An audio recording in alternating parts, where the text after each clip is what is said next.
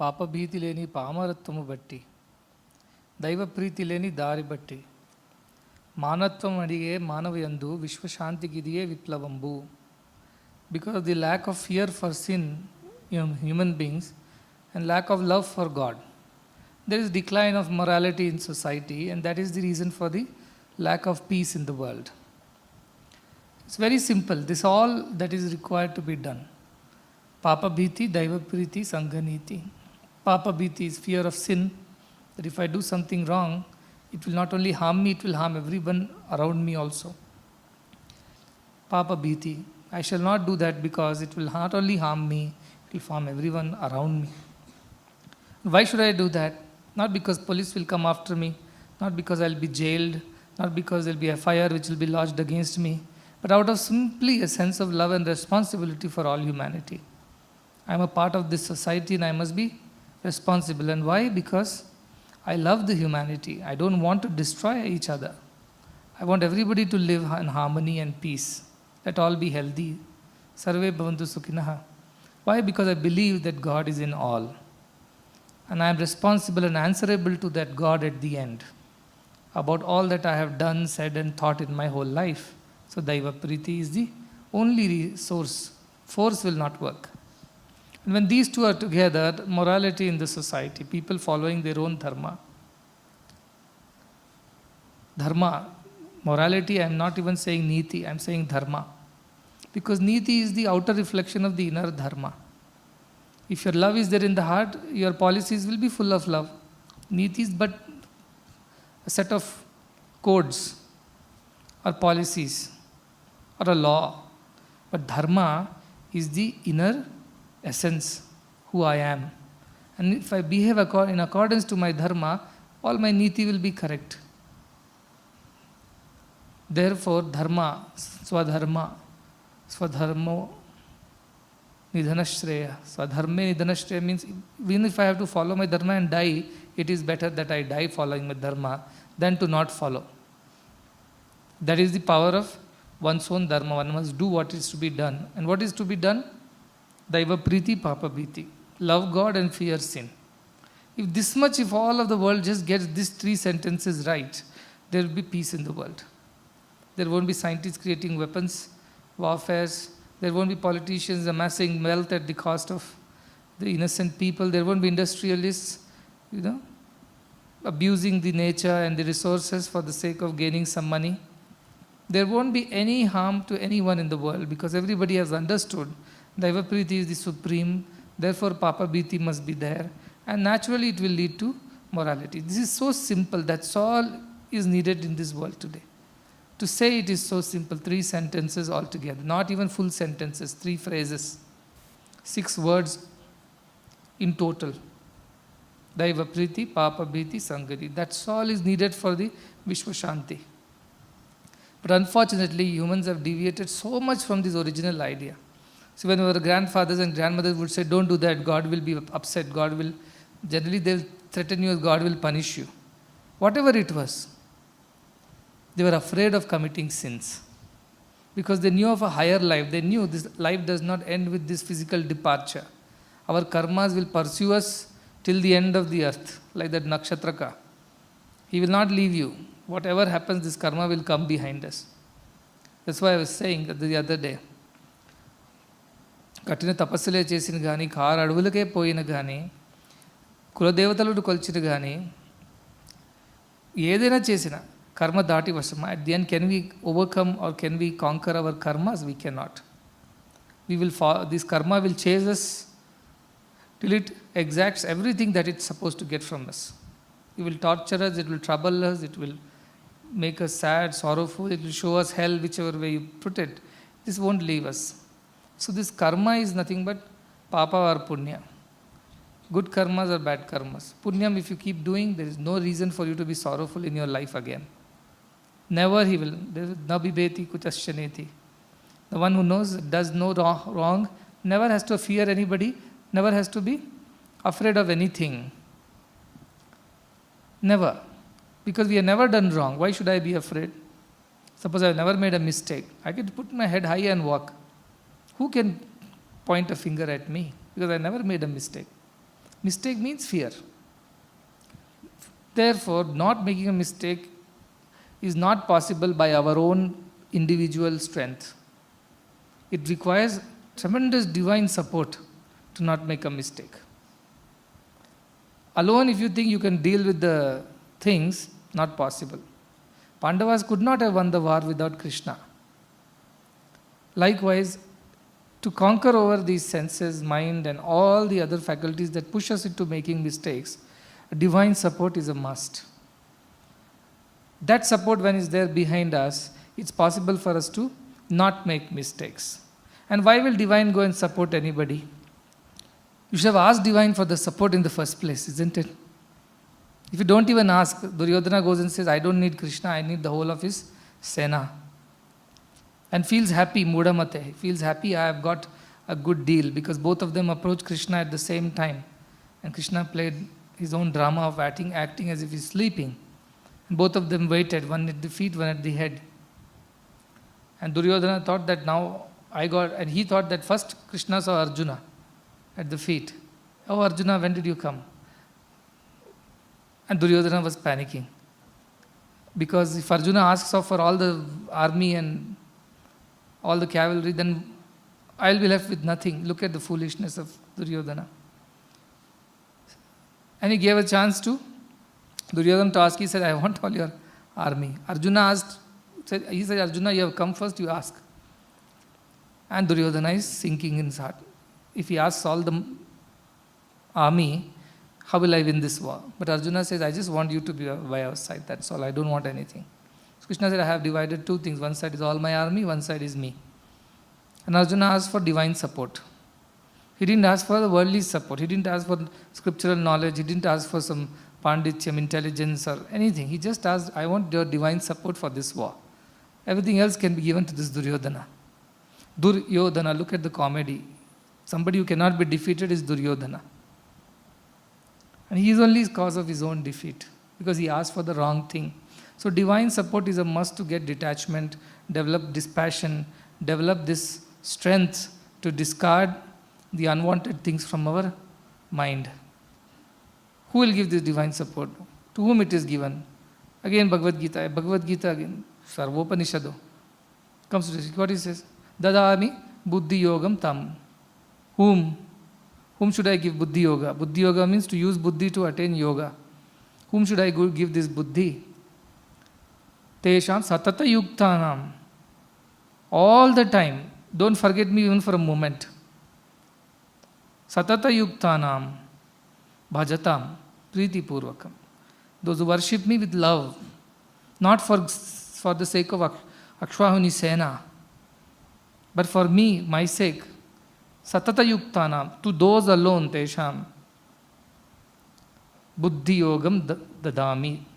I will give this buddhi yoga. Others I will not give. He told very clearly. So I said yesterday we've been discussing buddhi is must. That to which kind of buddhi? Sattva buddhi is must, not rajas buddhi, not the lower mind. Both are identical, both look alike. That again Krishna explains in Bhagavad Gita. Pravuttam cha nivuttam cha, kaya akaye, bhaya abhaye, bandham cha moksham cha, yo vetti. Sa satvika, buddhi satviki. That buddhi is satvaki, O Partha. That buddhi which can differentiate between all this. Pravritti marga, nivritti marga. That which will bind us and that which will free us. The one which knows that. The one which knows karye, akarye. What should be done, what should not be done. The one which knows the difference between bhaye, abhaye. What will lead to fear? It means mistakes. And what will lead to fearlessness, which is truth. No mistake. What will lead to bandham? What will lead to moksham? That which knows this, that buddhi is satvaki, sattva buddhi, pure buddhi. There are other buddhi also. Yeah, dharme, adharme ku dharme. What it says is that when you think adharma is dharma, that which teaches you that adharma is actually dharma. I told you yesterday the convincing will happen. Why should I not eat meat? In the past, people have eaten meat. That is also Brahman. This is also Brahman. Why should I not be given Vaishnavara is the same in all, should be able to digest. All kinds of excuse people give me. Why they should be allowed to do certain things. What kind of buddhi is that? Very clearly says, ayathavat, reverse way it tells you everything. It means it tells you wrongly. That is wrong buddhi.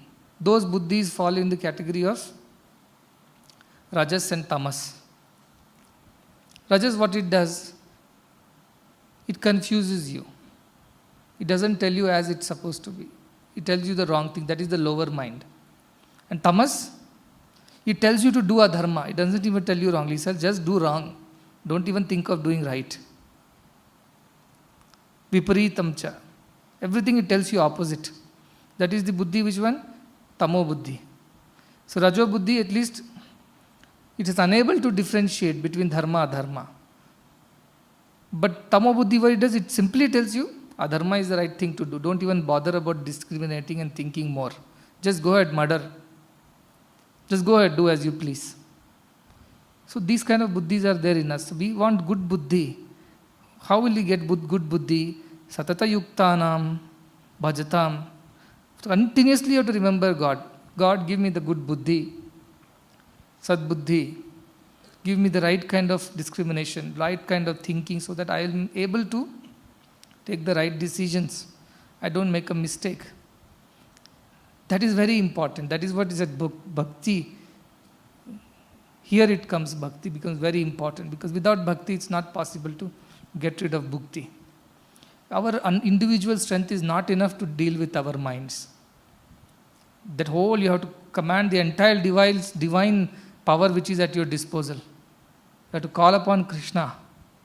Please come and do something about this. Otherwise this mind is going to destroy me. It convinces me somehow or the other that everything what I am doing is okay, it's perfect. Rajo buddhi I have. Sometimes it even convinces that wrong things are perfectly fine. It is okay. That kind of buddhi I should not have, Bhagavan. Make sure that my buddhi is discriminating and chooses the sattva buddhi manayam. I am able to choose as it's supposed to be. Dharma, adharma, karya, bhaya, abhaya. Bandham, moksham, pravittam, nivrittam. I should be able to choose correctly. That prayer you should send out to God. Otherwise, by yourself, if you think you can achieve this and win the war, then you are like the foolish Duryodhana. Your name may be Duryodhana, will be Suyodhana you will be, because you can be killed easily by the senses and the mind. So you have to, that is what Kathopanishad Yama said, Preyo Shreyo, both will come in front of you. One is very pleasurable, nice and pleasant to the senses, quick and instant enjoyment. But eventually eternal sorrow it gives you. And the other one is that instantly, if you see in that moment, it may look like difficult, it may look painful. But eventually in the long term, that is what will keep us extremely happy. It has been told any number of times. Kathopanishad, it was told in a whole chapter. Bhagavad Gita, it was told in one small shloka. In Swami's, hardly 6 words. Yet it doesn't go inside people's head. Why? Because we are not serious about our spiritual progress. We are not serious about it. If we were serious, why would we not put efforts? If you are serious about passing the exams, should you not put efforts? If you are not serious, only you will laze around and think whatever comes, it's fine. And then come back and say, I am Samabuddhaya, whatever marks come does not matter, I am already in state of Samadhi. You are lamenting yesterday, there is no Jivan Mukta in your group of people. I have become Jivan Mukta, please acknowledge. I was thinking, I don't declare myself as Jivan Mukta. And here is somebody says that Swami, I have given all my controls to you and I am a Jivan Mukta now. Avigyatam vijanatam, vignatam avijanatam. The one who says, I know it, he does not know it. The one who says that I don't know about anything about it, actually is the one who knows it. So that is the buddhi. One day people decided that they are already Jivan Muktas. That is buddhi. How it can, that is the mind. How it can easily convince you, you know what, I have given up everything, I am here, I am doing some sadhana in there, I have already become Jivan Mukta. As long as no negative things come, go and irritate him a little and all the Jivan Mukta will come out of it. Irritate him a little bit. Go and say a thing or against what he or she thinks. or do anything which is against what is she. As long as you don't touch them, all will look angels. Scratch them, the beast comes out, as Vivekananda says. So this Jivan Mukti is not as straight as what it sounds like. I may make it sound very simple to encourage you that it is in yours, it is like a gooseberry on the palm and it is easily achievable. Never say you can't. I will encourage you like this, because the moment examination, class starts, the teacher comes and puts a long face and says, it's a very, very difficult subject, I don't know how many are going to pass. What kind of teacher is that? So he will tell it's very easy, you should put efforts, I will explain to you, you put efforts, we will pass. All of you will get good marks. Some courage you develop, some kind of a motivation. So that is why God will come and motivate you again and again. So Krishna says that what have you to do? Buddhi yogam upashritam. This buddhi yoga, you upasana, you follow that. Buddhi yogam.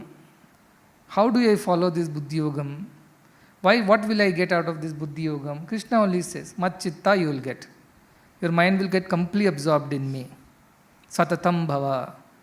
Buddhi yogam upashritaha mat chitta satatam bhava. Continuously you will be able to absorb your mind in me. Now you will say, which is first, chicken comes first or egg comes first? Just now you told, the one who continuously thinks of me will be granted buddhi yoga. Now you are saying, the one who gets buddhi yoga only can think of me continuously. Which comes first? Which comes second? You may ask me like that. It's like asking which came first, chicken came first or egg came first? Which one came first? Truth is that it does not matter. If you develop continuous thinking, your buddhi will get sharpened. And if your buddhi gets sharpened by continuous thinking, you will continue to think continuously. Both are self-fulfilling. Both help each other. But what you can do, one shloka comes before buddhi yogam. It says, you should be a good devotee. Mat chitta, madgata prana, bodhayanta parasparam. All the time talk about me. Let's not talk about unnecessary things. Bodhayanta, about God you talk, about good things you talk. Keep satsanga. Kathayantischa mam nityam tushyanti cha ramanti cha. Talk about me, think about me, discuss about me, so that your mind is at least forcibly put on me. On its own, it won't want to go. But because I came to satsang, what choice do you have other than think about God at this time? Because you came to the satsang, naturally you are listening to something good or thinking of something good. If you did not come to satsang, let's say you're sitting in your room, would you be thinking of God with the same intensity and attention now? Maybe some of you would be lying down sleeping, some of you might be eating, somebody would have gone for a nice walk, somebody would have been just lazing around doing nothing, and somebody might be engaging in something wrong too. But because you forced yourself into a satsang at this point in time, or came voluntarily, or came with joy and enthusiasm, whichever way, you came to a satsang, job done. Job done. Because, see, when Buddha's disciple one day sat in meditation and woke up, that's what Nitya Shanti told. And he said, I have got a great idea, understanding. What is it, Buddha asks? He said, I have understood that satsanga is half the job done. Half of it is done if you have satsanga. And Buddha said, no, satsanga is full job done. If you are in satsanga, it's the full thing, it's not just the half thing. It's not half, it's full. So push yourself into a satsanga. Kathayanti cha mam nityam tushyanti ramanti cha. Thinking of me, speaking about me, talking about me. That's the first step. Push yourself into satsanga. Satsangatve nissangatvam. Your mind gets agitated. A desire is trying to conquer you. It is so strong. Just leave the place. Run into some satsanga. Go get into the company of some people who can give you some noble thoughts and noble feelings at that time. Just run. Tyaja durjana sansargam. What is durjana? Our own mind, tamo mind is durjana. Run away, saying, I don't want this mind. That running away, if you don't do at that point of time, the mind will overpower you. Because it knows the trick. So that thing, the first response to the mind, how quick is the response? They say when we were telling the heart attack comes, the first 1 hour is the most crucial. If you don't treat the patient or don't bring him immediately to some kind of a first aid, the damage is done. After that 1 hour, you may put any number of efforts to revive the patient, you have lost the battle almost. For massive heart attack, the first 1 hour is so crucial. Whatever we do for the first 1 hour, it takes care. Like a baby is born, first 1 year is the most crucial. If you don't take care of the baby for the first 1 year, it can develop a lot of diseases, malnutrition or underdevelopment, lot of things can happen. So like that, the moment thought comes, the first response, that moment responding to it correctly using the sattva buddhi is very important. If you miss that response at that moment, damage is done. It's over. After that, you cannot repair it. It's already done. So push yourself into satsanga. That way you will develop bhakti. You will think of God on a continuous basis. Nitya satata yuktam. You will think bhaja God. He will give you buddhi yoga. Buddhi yoga will give you a proper buddhi to discriminate and detach, and the strength that is required to come with it. You will be able to know which is the prayo marga, which is shreyo marga, and quickly take a decision. I will not go into the prayo marga. I will go to the shreyo marga. Pravritti, nivritti, immediately you will take a decision because you have God supporting you from behind, plus you have practiced it so many times. So in that way you will be able to conquer your mind and senses, and once the mind learns that it is incapable of fighting you, it will surrender. When will the enemy surrender? When you know that you are more powerful than the enemy. You have far bigger power at your disposal than the enemy has. So I have God with me, God's grace with me, God's support with me. That is the biggest power. How can a mind deal with it? It cannot. But to get God's grace to help you in that moment of crisis, you need to have bhakti and continuously think of God. And if you are unable to think of God all by yourself because your mind wanders, join satsanga. Find a way to be a part of satsanga, wherever, however possible. If nothing else, in your home, 4 people are there. So all of you sit down. Let each talk about something good before sleeping, after you wake up. All those crucial times when you think your mind can deviate, convert those into satsanga times. So that is the idea, that you buddhi yoga or buddhi will not get sharpened unless you have satata bhakti, and that will come only with satata sangha, satsanga, continuous satsanga. You think, you go back and look at your life, all the mistakes you have made is when you forgot God, either deliberately or otherwise. You forgot God, is then mistakes have happened. When you never forgot God, there is no way you can make a mistake. How can there be darkness and sunshine both together? It's not possible. Go back and trace the root of the problem.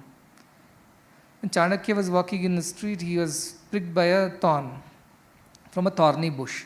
So he got very irritated and he removed the thorn, of course, but then he went to the nearby shop, bought some sugar or jaggery, as the case must be, and then he mixed it in water and came and poured it on the thorny bush. So Chanakya, the small boy, Chandragupta, who was there with, he got surprised. Why this man is doing this kind of things? Because Chanakya is a niti, yukti. He said, see, if I just pluck this tree out, which I can do, it will grow back again. I'm sure somebody in the past must have done that. But the roots did not come out. Some bit of roots, vasanas were there. That's why it grew back again and is again thorn. I put sugar water, syrup in it. Now ants will come, they'll eat it up from the roots. They'll finish it. They won't even leave this much of, because everything has become sweet in the plant. They'll finish it from the roots. Once for all, you're done. So that kind of a buddhi, not superficial, artificial on surface, but you should be going deep into the investigation where this thought is arising from me. Where did this thought come? I watched something like that. I read something like that. I met someone like that. Somebody spoke to me something like that. I heard that. Go back and keep digging the roots. Then you'll know this person, whenever I meet, this is what we talk. That's where subconsciously I pick up these thoughts. Whenever I go towards that side, I end up watching something, and that thing, even though at that moment I don't react to it, it gets into my subconscious and stays there. Another time it grows and troubles me. Like that, you investigate in your own premises, in your environment, what is that which drives you into that. And you will find it out very clearly, very, very, very clearly. Little investigation you will find out. So when you are removing your thoughts and throwing, don't do this artificial throwing is all I am saying. Superficial at the surface level. Try to go back into deeper and deeper analysis of, if I have temper, why this temper comes, in what situations it had come in the past. Most often when it comes, And when is that? Is there an incident where I have controlled my temper? What were those situations and circumstances in which I could control my temper? Though I am a man of temper. But what were those situations when I just lose my temper? My mother says something, I lose my temper. Why? Because she is after all my mother only.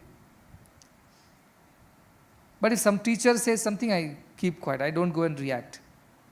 Some differences, then you'll find out. So at home you are one and at outside you are one. Why? Because you have two different circumstances in which you behave differently. Now find out why you behave like this at home and why you behave like this outside. Because at home, you can be yourself. You can be the demon that you want to be. Outside, you can be the angel. People's perception. But it means what? If you were really an angel, how can you be a demon at home? It means you are not an angel.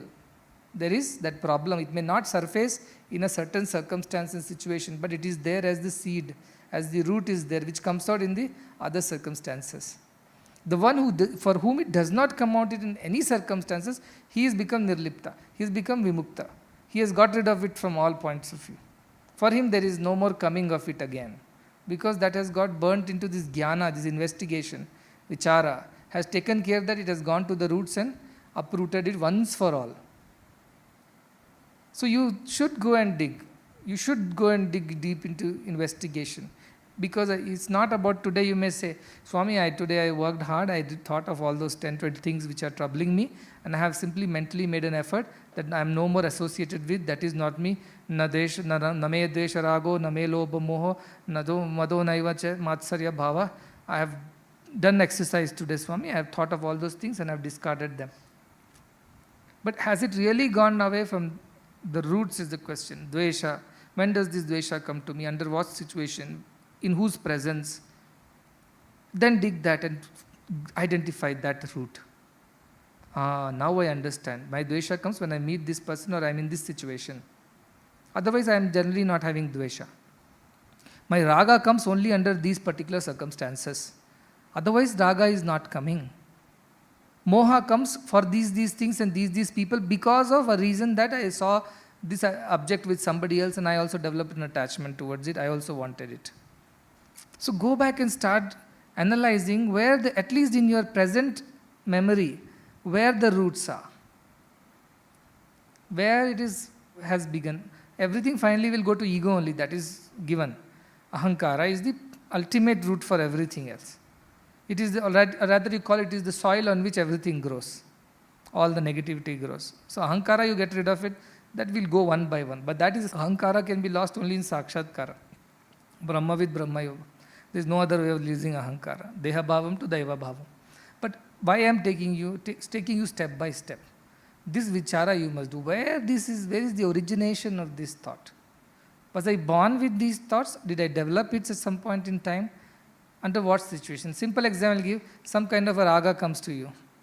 When does it come? You are sitting here, who is getting a raga right now? Tell me. Who is getting dvesha or krodha? Everybody is at peace. They are all thinking and evaluating themselves and analyzing, listening. All your mind and senses are busy right now. Your horses and the reins are in good control. When does this go wrong? You think for yourself. When you forget God and remember something else. If you forget God and remember nothing, still it is okay. But what is happening? You forget God and instantly remember something else. That's when the trouble begins. Now go back and trace your own originations of where it has come from. Last month my friend got married. I am still a bachelor. You live in Bangalore, you'll know all these pressures.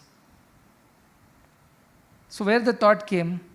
It came because you compared yourself with somebody who last time he got a new car and I have no idea. I have nothing right now. Or he got this or he got that. That somewhere the origination has come from there. Somebody has fueled that thought in your head. So who watered it? Avoid such a person, avoid such a company. Reading also you should be careful. Because you are eating not only through your mouth, eating through your ears, eyes, nose, skin, all in graha. You are accepting it, accepting the thoughts from outside. So that's why indriya nigraha, to control them. Graha is called, why? Because you accept. Nigraha means not accept. How to do that?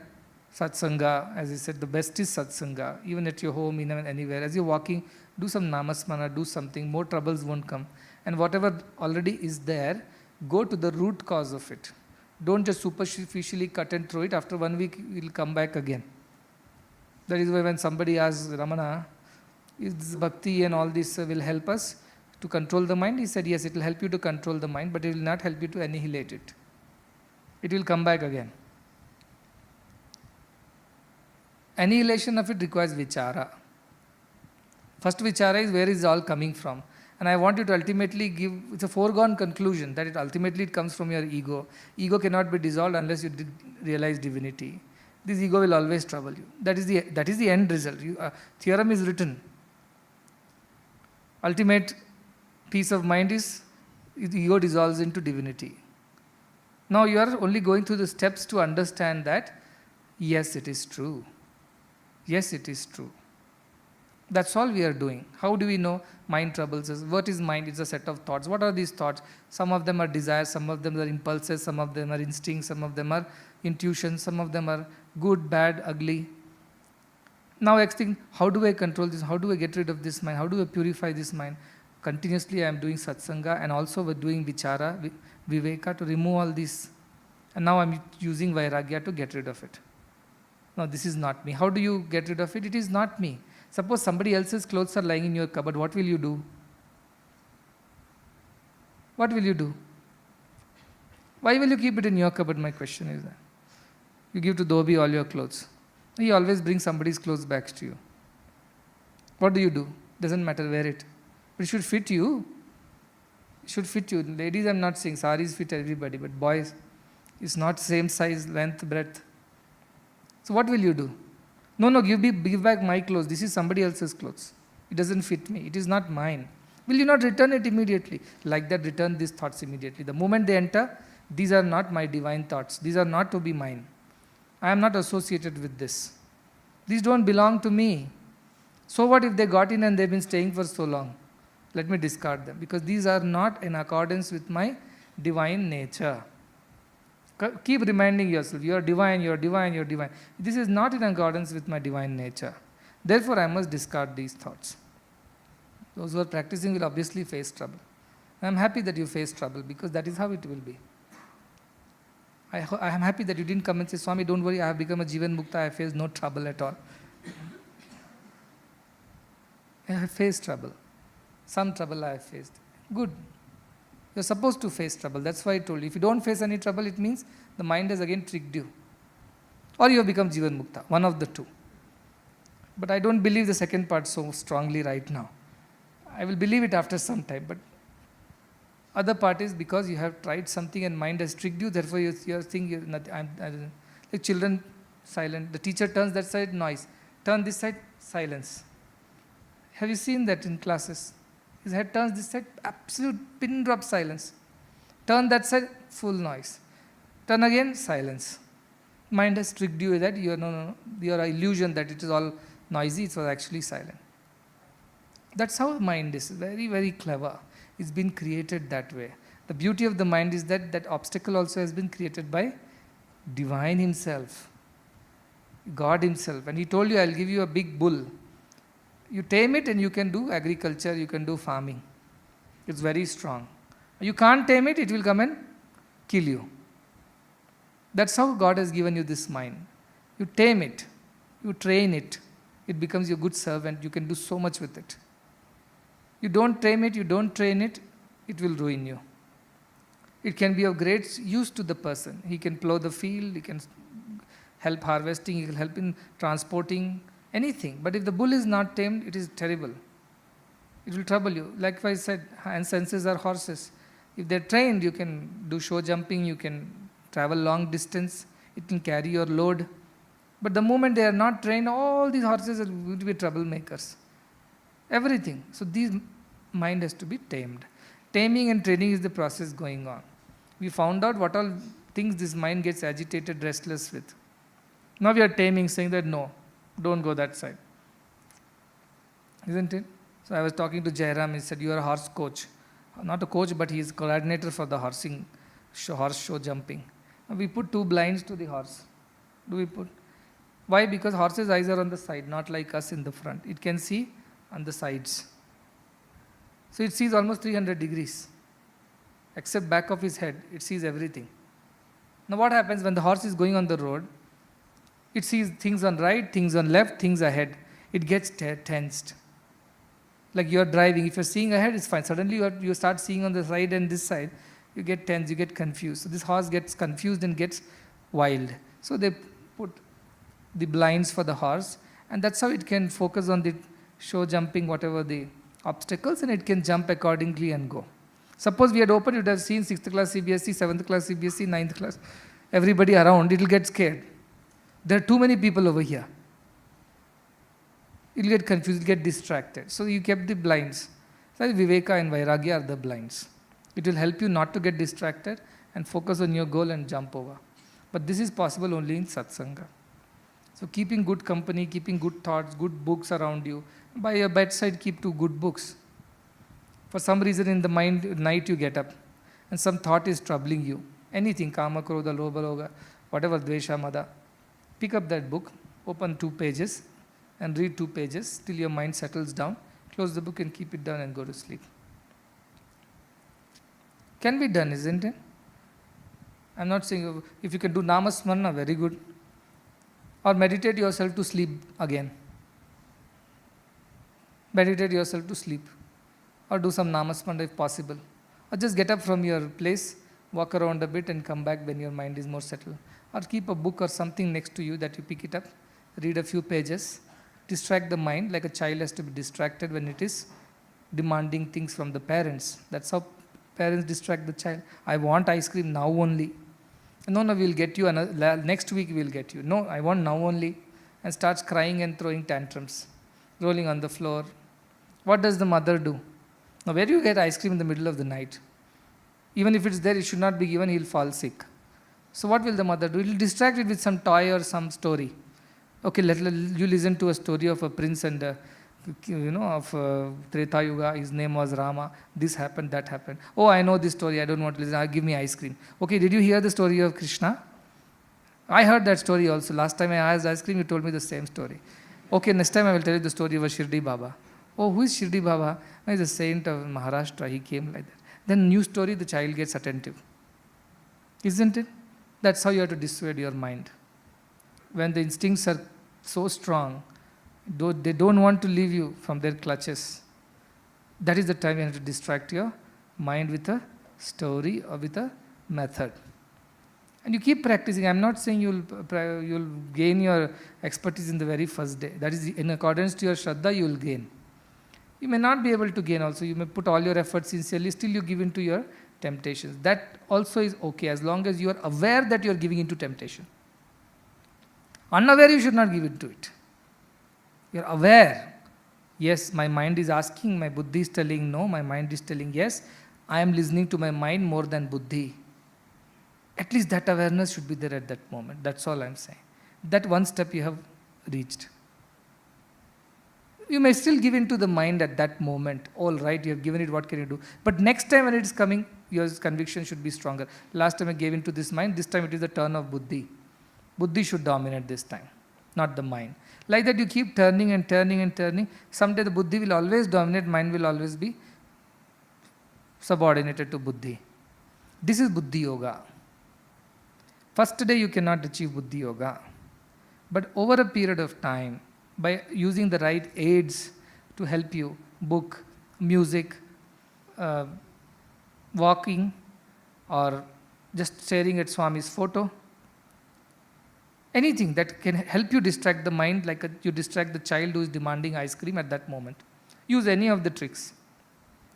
So that no more accumulation of that happens. Already those instincts are there, difficult to get rid of. Every time you give into the base of the mind, it's like you're hammering the nail deeper into the wall. That's what is happening. Pouring more water into the thorny bush. That's what is happening. You're only encouraging it. Some philosophers are there. No, if your mind demands something, give it to it. One day it will get fed up. Diminishing marginal utility, they say in economics. You eat too many sweets, you will not like and eating anymore. You will get fed up. After you have got diabetes, of course. So they say, doesn't matter. You enjoy your senses because that is how you can finally overcome them. You put wood to the fire. You think fire, you'll overcome fire? Fire demands wood. The more wood you add, the more it will burn. How can it? Only water will stop the fire, isn't it? How can wood stop the fire? So if your senses are wanting fulfillment, how can you fulfill the senses and control the senses? It doesn't make any sense to me, the logic. But we don't want our ashram like that. This is not the idea of spirituality. This is not a hippie culture. So this is where you have to do Indriya Nigraha, you have to control the mind. And right now as you are doing these things, every time your mind comes and tricks you, saying that it's perfectly alright, this thing you leave it, don't throw it out. You tell, every time I have followed this, I have only got into trouble. I have only experienced sorrow. After the temporary joy, I have only experienced sorrow. Even though I shouted at that person and I got very satisfied, that well deserved, that person deserved this, long due, well done. One part of you think, should you behave like this? Okay, they behave that way, that is their nature. Should you behave like this? Your buddhi will tell. Mind will tell, what is wrong? Am I not responsible for correcting my own brothers and sisters and everybody? Should I not teach them a good lesson? Somebody wrote to me also one day, Swami, you said Tyajadurjana Sansargam. But if we Tyajadurjana Sansargam, we run away from bad people, who are going to go and correct them? Who are going to teach them good things? If all good people run away from bad people, then who is going to teach the bad people to become good? Genuine doubt. I said you should become so good that you can never become bad. Then you can go into the bad company. Buddha can walk into anywhere and not worry, because he is sure that he will not go back to the bad ways. He has all conquered, he's overcome. If you have done that, then you have the right to go into that. Otherwise, don't even take risk. This is misplaced compassion. And I have seen this. There were two friends in our own institution. One was very notorious, one was very good. So I told this good fellow, see, you keep a watch on the notorious one and see to that, both of you maintain some sanity and discipline over here. What happened? The good fellow, bad fellow, whether he became good or not, the good fellow became bad. Because the other fellow somehow convinced him that it is all right with all these things. Doesn't matter. So what happened? It became reverse for them. It means what? You didn't have enough strength to brave that. Therefore, don't go into the bad company. Avoid it. Don't even think that you can go and do some good to them. No. That is why somebody asks, how do I help the world? Help yourself first. Forget the world. World comes next. First you help yourself. You yourself don't have enough strength to face the things, and you want to go and be seen as some reformer outside. First you reform yourself. And when you have had that kind of a courage and conviction and the strength, then you can take up anything. You don't know yourself, you want to teach others. How is it going to? Andhe niyamana yathandaha. Blind leading the blind it will become. Both will go and fall in a ditch somewhere. So don't try all these stunts. You think of first saving your own soul. In the sense, learning how to conquer your mind, keep matchitta, keep the buddhi absorbed in niveshyasi, into God. It is powered by God. Your buddhi should be powered by God. Then it has enough strength that you can discard things which you don't want. As I said, at the end of it, only final one desire should remain. And anything else should be just complementary to that desire. Desire should remain that I should know my truth. Because all problems end there only.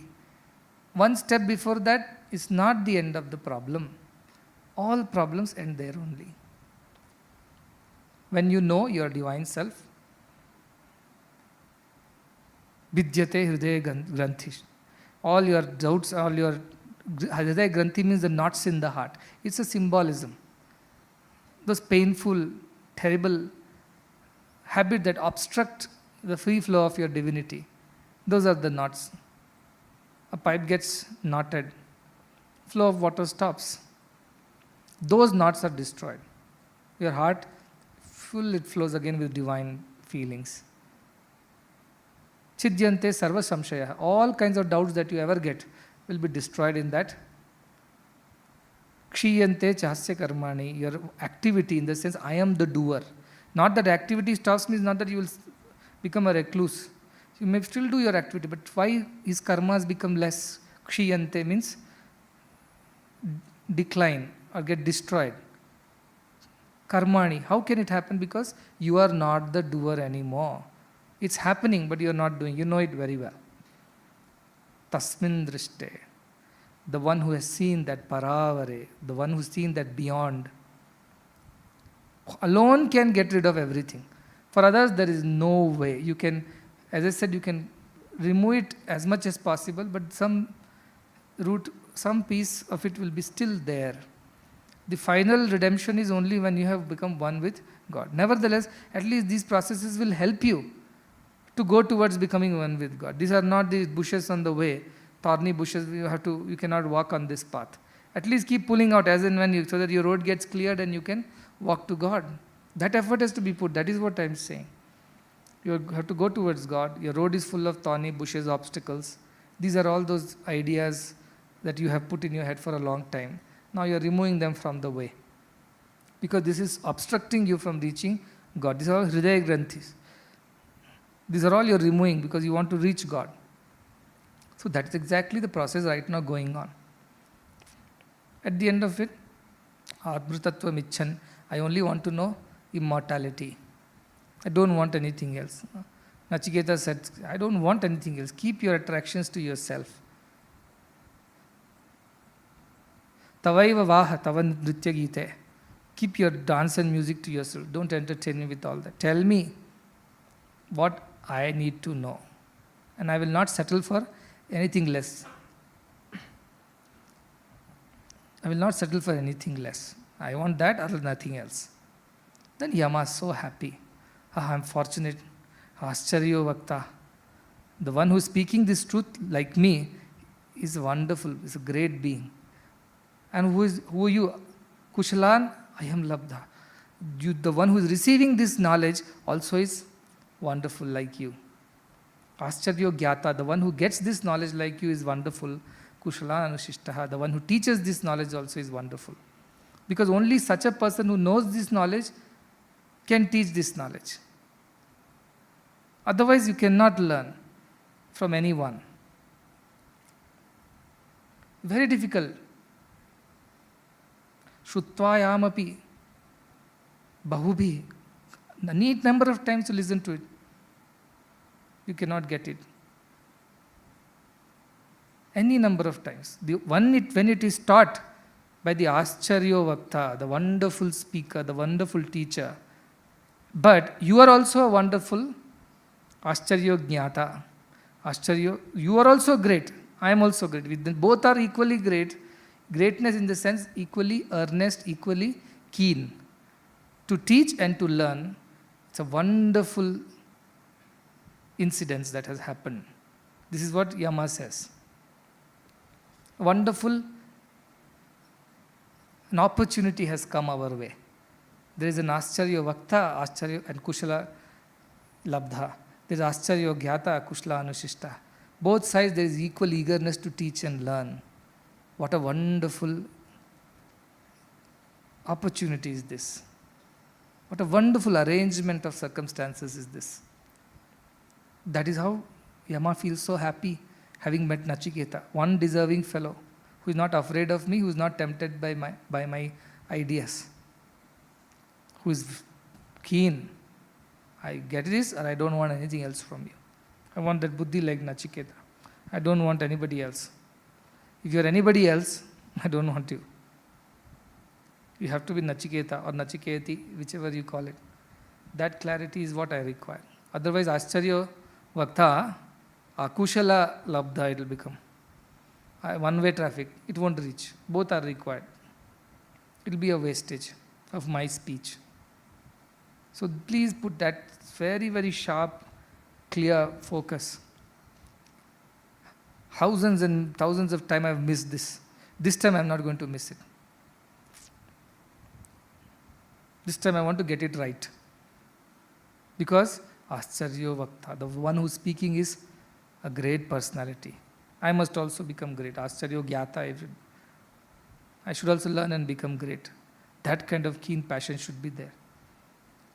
You may think, will the life become very boring after all of this exercise?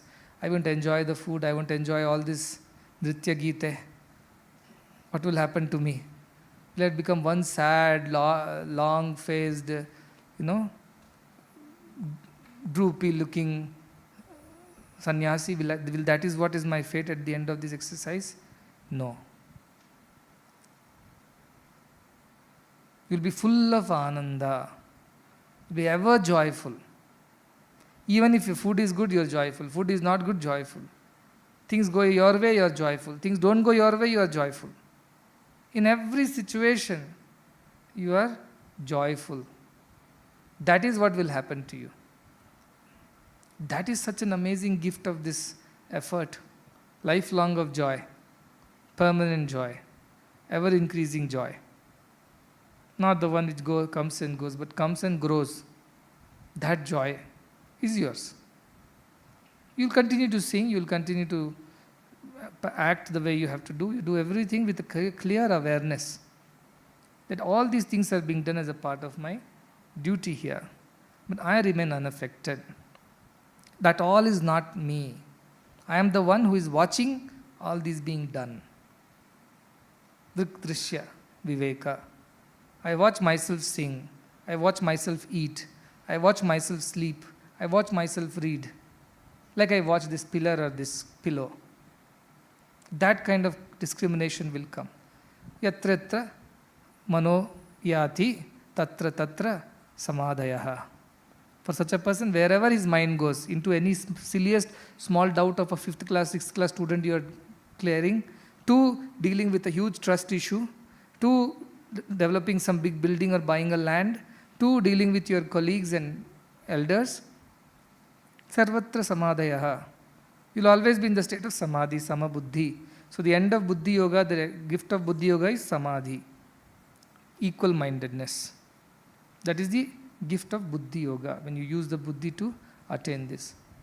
And if you don't have any interest in this, nobody can help you. And I know some people are not interested in all this. They're very happy entertaining themselves. If we are singing bhajan, no, we are singing for Swami. What more do you need? Swami always said, if you sing for me, I will take care of everything. No, I didn't say that. I said, if you sing for me always, satatam, then I'll take care of you. Ananyas chintayanto mam. Tesham nityabhiyuktanam. So why don't you believe that you are nityabhiyukta? I am taking care this way also by teaching you buddhi yoga. Why should you not believe that? Why should you take the lazy path that I will lie around and my mother cat will come and pick me up? If you really have that bhakti, there is no doubt. Then you would have never sinned at all in these many days. If you really had that bhakti, you would have never deviated from this path. But if you have already deviated and there are possibilities of deviations, it means what? You are not that kitten bhakta. You are not the ananyas chintayanto. You are not the satatam bhajatam. You are so-so. It means you need this effort. It means you need this effort. So please put this effort. That is very, very important at this point in time. The end of it is so beautiful. The journey may be whatever. Happy, unhappy, easy, uneasy. The destination is beautiful. When you climb the hill, have you ever climbed any of these hills on top? At least Anandam Hill you have climbed. That is enough to tell you. Climbing is a huffing, puffing, hot sun, winding road. Effort is there. When you reach on top, beautiful view, nice breeze, and the mandir. So if Anandam Hill only is giving you this much of Anandam, if you climb up Nandi Hill, the view will be even better, you can see so far. That is even more beautiful, but climb also is going to be equally tough. But this climbing is a must. Don't settle down at halfway through the hill saying that this much view is enough for this life. Next life we will see. There is no guarantee that you won't doze off and roll down the hill next day. Definitely possible. So at least you should climb up. Okay? Children, how straight they sit when the movie is going on. Not one word from their mouth. Have you seen their interest? That's why when I watch these boys, I get so much of confidence. Hampi boys, when I watch them, Koppalampi, this unicycle they were. I cannot balance myself on unicycle. Can you? These boys, what focus, what concentration. He's only focusing on the unicycle. He's fallen, picks it up again, climbs it, and starts. And that too in an obstacle path, not even plain road. And not bothered, there are thousands of eyes watching. He's undisturbed, perturbed by anybody watching. His focus is, I must finish this course somehow. I fell off, I must pick it up and I must finish this. Only when he got down from the other side was he satisfied. That is the focus. So I get a lot of confidence. If these children can be trained early into this path, imagine what they will be, because their mind and their focus is so much. You can balance a unicycle, fall in front of thousands of people and not feel ashamed or afraid, as if obsessed by that idea to conquer the obstacle. He got up again and started again on that. It gave me so much of joy. I felt there is a Nachiketa over there. If only this sharpness of the mind is turned towards God, he can attain God. And he will not give up on the way. And before all the Kama, Krodha, Loha enter that boy's mind, which is, he is just 10 years, 12 years or whatever. Another 4 years, obstacles will be more. But at this point, if you can teach, that is why we should teach children early, young, so that they can understand. They know the theory very clearly, and practically also they know how to differentiate between wrong and right, and practice it also. It goes too old, then it becomes very difficult to learn. So that anyway, yours are still a good age, You can still learn at this age. If you go even further, it will become even more complicated, become more difficult. So any age is good age, any time is good time, any place is a good place to walk on the path of spirituality. Everything else can be taken time and done. This is one thing that you should not take time. You should do it immediately, then and there. This is one thing that you should not have patience for. Everything else you show patience. This one you should do then and there. A good thought comes, execute then and there. A bad thought comes, postpone till it's forgotten. And it dies a natural death. Good thought comes, then and there you should jump in. So if you wake up at 2 o'clock suddenly and then you don't know what to do with yourself, naturally it's a tamas time and mind will only go into the wrong side. Pick up a book if you're not getting sleep. Mostly you'll get sleep because you work hard.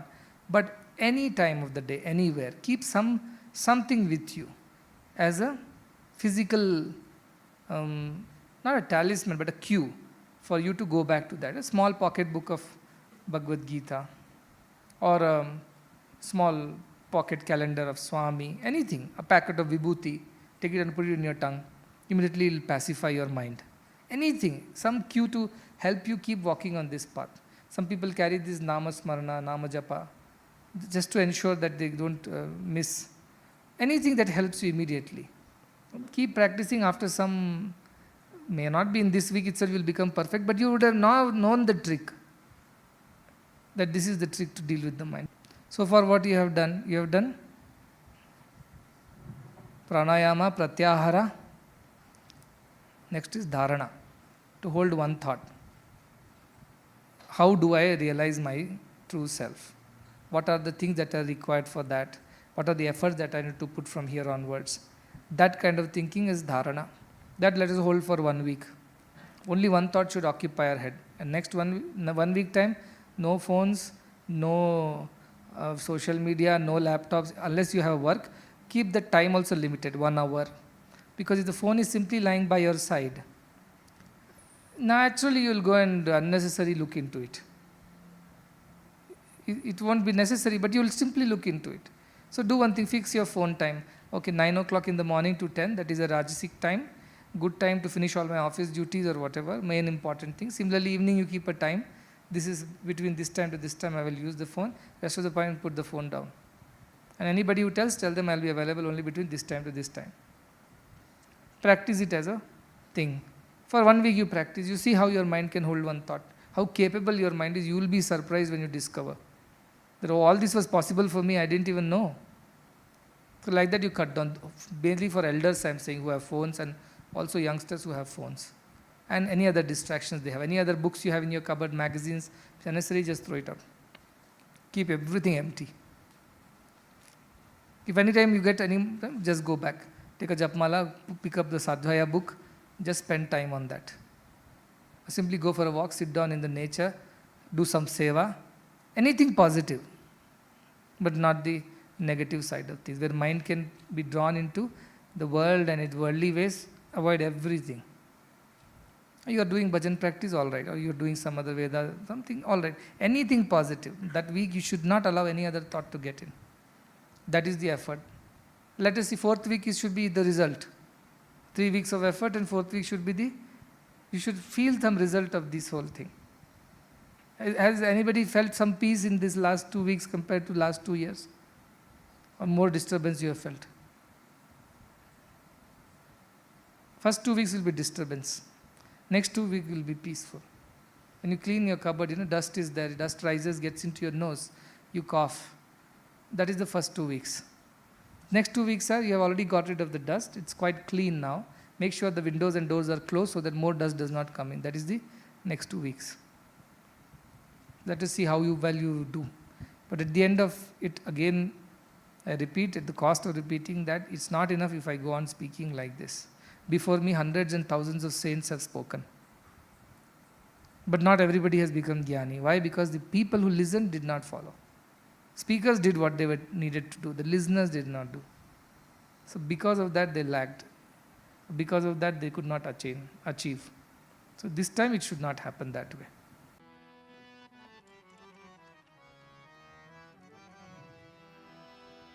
प्रेमामृत बरसाओ बाबा, प्रेमामृत बरसाओ बाबा, प्रेमामृत बरसाओ बाबा, प्रेमामृत बरसाओ बाबा, दया करो भगवान, दया करो भगवान, कृपा करो भगवान, कृपा करो भगवान,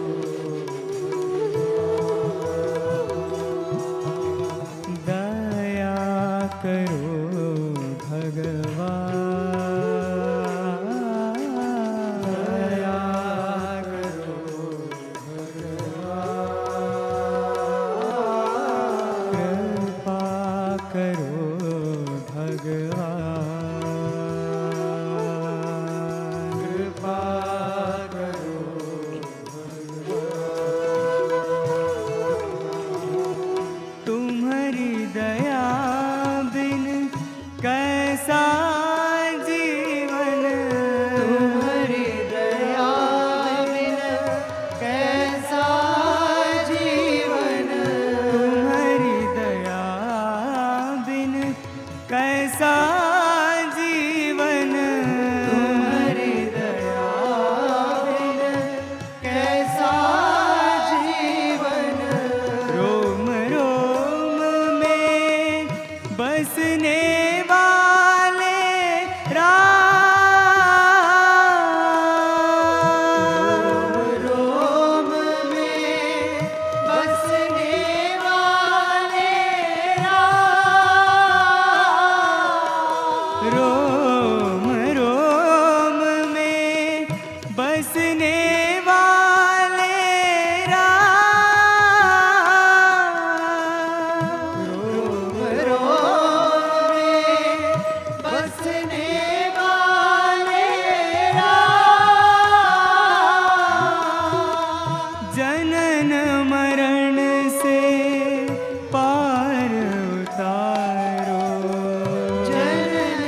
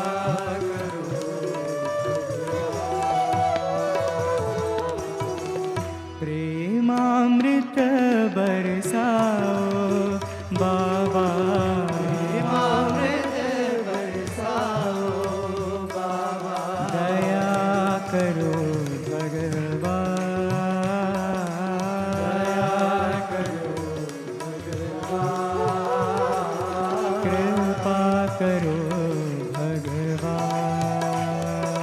कृपा करो तुम्हारी दया बिन कैसा जीवन, तुम्हारी दया बिन कैसा जीवन, रोम रोम में बसने वाले राम, रोम में बसने वाले राम, रोम रोम में बसने वाले राम, रोम में बसने वाले राम, जनन मरण से पार उतारो, जनन मरण से पार उतारो, दया करो भगवान,